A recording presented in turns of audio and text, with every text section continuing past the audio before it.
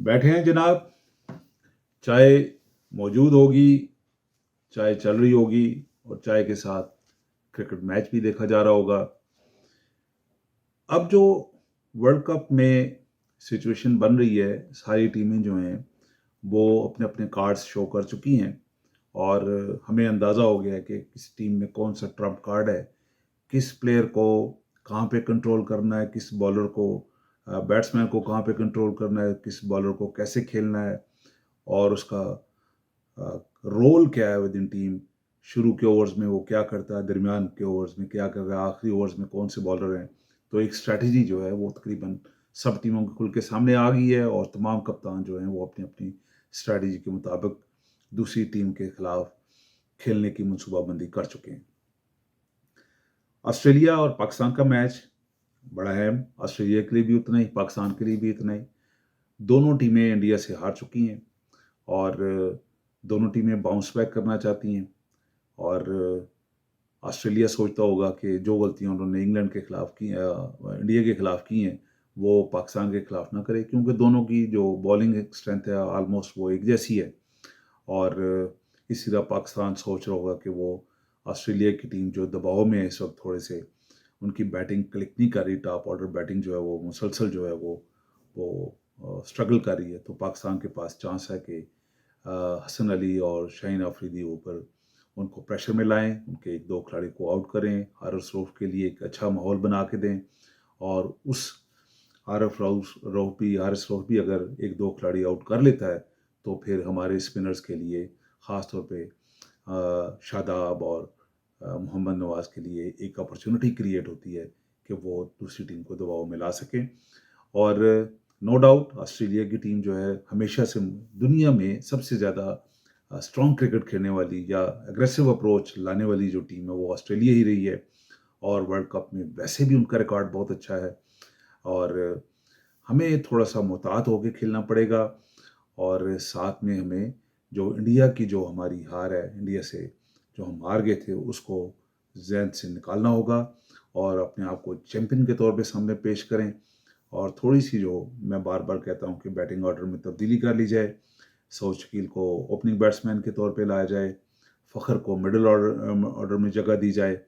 बाकी टीम में कोई बड़ी तब्दीली करने की हमें ज़रूरत कोई नहीं है।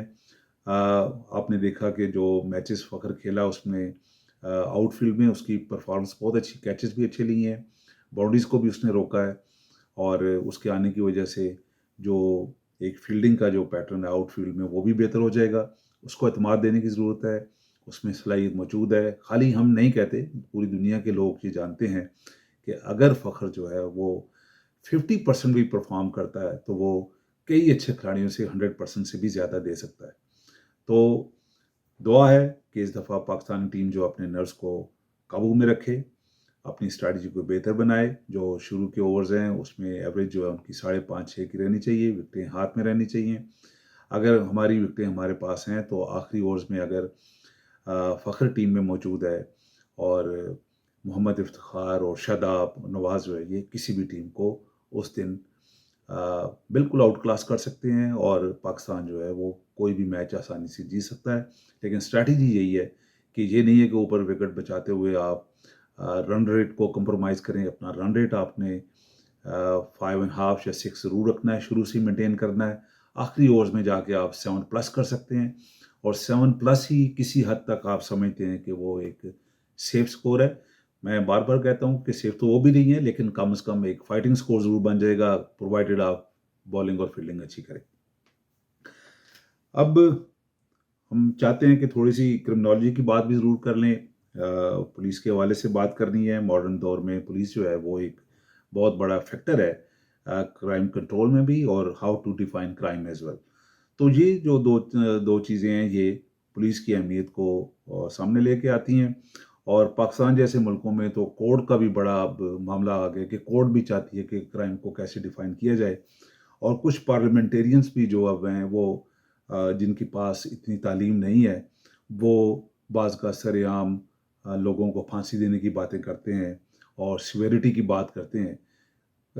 आप सख्त कानून बना लेंगे तो उसका फ़ायदा कोई नहीं है। आपने कानून रीज़नेबल बनाना है और लोगों को बताना है कि यह आपके लिए क्यों ज़रूरी है اور کوئی بھی آپ ڈپارٹمنٹ بناتے ہیں اس میں آپ تبدیلیاں لے کے آتے ہیں، اس میں اصلاحات لے کے آتے ہیں، وہ اس لیے ہوتی ہے کہ اس سے عوام کو فائدہ ہو۔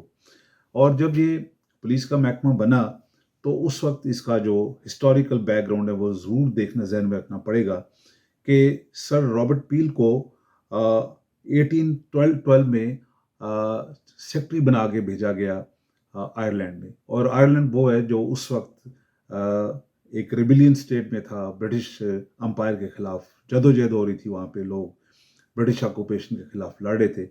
تو وہ جو سول انریسٹ ہے اس کو کنٹرول آرمی کر رہی تھی، جس کی وجہ سے آرمی سڑکوں پہ بھی موجود تھی، اور جب وہ لوگوں کے ساتھ سختی سے پیش آتے تھے تو آرمی کے خلاف ایک نفرت جو ہے وہ دن بدن زیادہ ہو رہی تھی۔ تو اس وقت کے مطابق یہ سوچا گیا کہ اس کا کوئی حل ڈھونڈا جائے۔ جو آرمی کے خلاف نفرت ہے وہ آنے والے دنوں میں باقی کالونیز میں بھی پھیل سکتی ہے، تو انہوں نے ایک کوزی ملٹری ٹائپ آرگنائزیشن بنانے کی پلاننگ کی۔ میں سر رابرٹ پیل کے بارے میں بتا رہا ہوں، اور انہوں نے ایک آئرش آئرش کانسٹیبلری کے نام سے ایک محکمہ بنایا جس کا کام سول انریسٹ کو کنٹرول کرنا تھا۔ لازمی طور پہ جب وہ فورس ہے، کانسٹیبلری ہے، تو ان کا جو میتھڈ تھا وہ فورسفل تھا، وہ پریشر کے طور پہ نظر آئے، اور لوگوں کو جو سول انریسٹ ہے اس کو کنٹرول کرنے کے لیے کسی حد تک پہ وہ چلے جاتے تھے۔ تو یہ وہ محکمہ ہے اس وقت جو کانسٹیبلری، آئرش کانسٹیبلری جو ڈیولپ کی گئی، یہ اس وقت تقریباً 1822 کا زمانہ ہے کہ جب یہ کانسٹیبلری کو فارم کیا گیا، اور یہ وہ پہلا سٹیپ تھا جس کو آپ ماڈرن پولیسنگ کا کہہ سکتے ہیں۔ اور یہ چیز ہمیں ہمیشہ ذہن نشین رکھنی ہے کہ یہ جو پولیس ہے، کیا پھر ایسا ہی محکمہ یا اسی لیول کی کوزی ملٹری لیول کی جو اپروچ ہے وہ انگلینڈ میں بھی رکھی گئی؟ یقیناً نہیں۔ اور کیا یہ وہی آئرش کانسٹیبلری کی پیٹرن ہے جو ہمیں 1861 میں پاکستان یا انڈیا میں جو اس وقت یونائٹڈ انڈیا تھا اس کے اوپر جو ہمیں مسلط کی گئی جو پولیس ہے، کیا اس کا پیٹرن بھی وہی تھا جو آئرش کانسٹیبلری کا تھا؟ تو یہ ہم ڈیٹیل کے ساتھ اگلی ایپیسوڈ میں ڈسکس کریں گے۔ آج کے لیے اتنا کافی ہے کہ ہم یہ ذہن نشین کر لیں کہ یہ سول انریسٹ کو کنٹرول کرنے کے لیے آرمی کی ڈیوٹیز کو ہٹا کے ایک اور محکمہ ایسا بنایا گیا کہ جس کی ڈیوٹیز کو سول کو کنٹرول کرنے بھی ہو، اور ان کی جو تربیت ہے یا جو ان کا انداز فکر ہے وہ آرمی والا ہو۔ تو یہ ایک امالگمیشن آف کوزی ملٹری، آپ کہہ سکتے ہیں سول ملٹری کہہ سکتے ہیں، اپروچ تھی، اور یہ کس حد تک کامیاب ہوئی، اور کیا یہ جو میڈیسن جو ہے کالونیز کے لیے بنائی گئی ہے، کیا یہ میڈیسن جو ہے یہ انگلینڈ میں بھی یوز کی گئی؟ یہ ہم اگلی ایپیسوڈ میں ڈسکس کریں گے۔ اپنا خیال رکھیں، بیٹھے رہیں، چائے کو انجوائے کریں، کرکٹ کو غور سے دیکھیں، اور کرکٹ کو سپورٹ کریں۔ اپنی ٹیم کو بھی سپورٹ ضرور کریں، لیکن کرکٹ کو ضرور سپورٹ کریں۔